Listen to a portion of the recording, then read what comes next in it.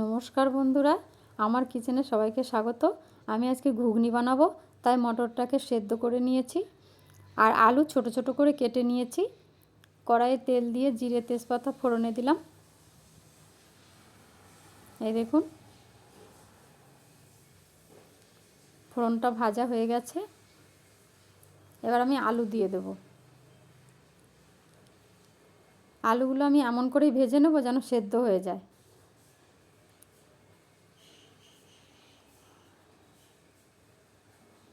এই দেখুন আলু ভাজা হয়ে গেছে, কিন্তু আলু সেদ্ধও হয়ে গেছে। এবার দিলাম পেঁয়াজ কুচি। পেঁয়াজ কুচি দিয়েও ভালো করে লাল লাল করে ভেজে নেব।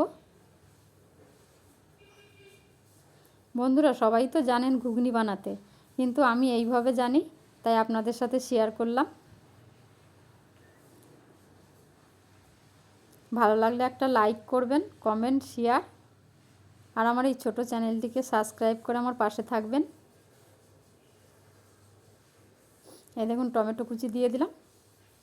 টমেটো কুচি দিয়ে একটু নেড়ে চেড়ে নেব। এবার মশলা দিয়ে দিচ্ছি। মশলা তো আমি বেটে রেখেছিলাম, আদা, রসুন, জিরে, ধনে আর শুকনো লঙ্কা। দিলাম হলুদ পরিমাণ মতো, আর দেব লবণ স্বাদ মতো।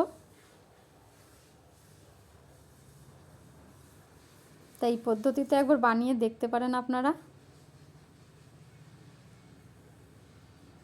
এই দেখুন মশলাটা কষানো হয়ে গেছে, একদম তেল ছেড়ে গেছে। এবার দিয়ে দিচ্ছি মটর। মটর দিয়েও আমি কষিয়ে নেব।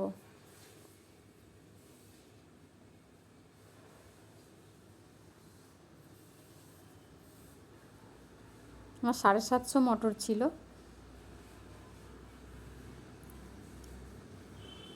এই দেখুন কষানো হয়ে গেছে। এবার জল দিয়ে দিলাম।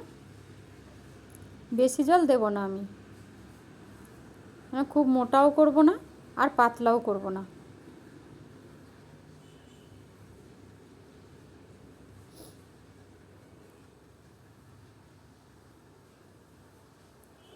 এই দেখুন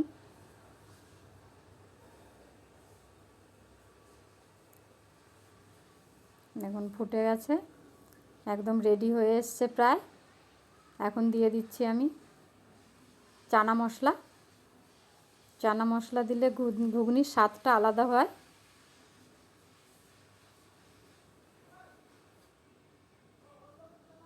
এই দেখুন রেডি হয়ে গেছে ঘুগনি। সকালের টিফিনে মুড়ি দিয়েও ভালো লাগে, আর রুটি দিয়েও ভালো লাগবে।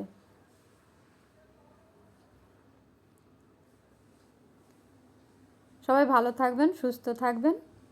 আবার দেখা হবে আগামী ভিডিওয়। ধন্যবাদ।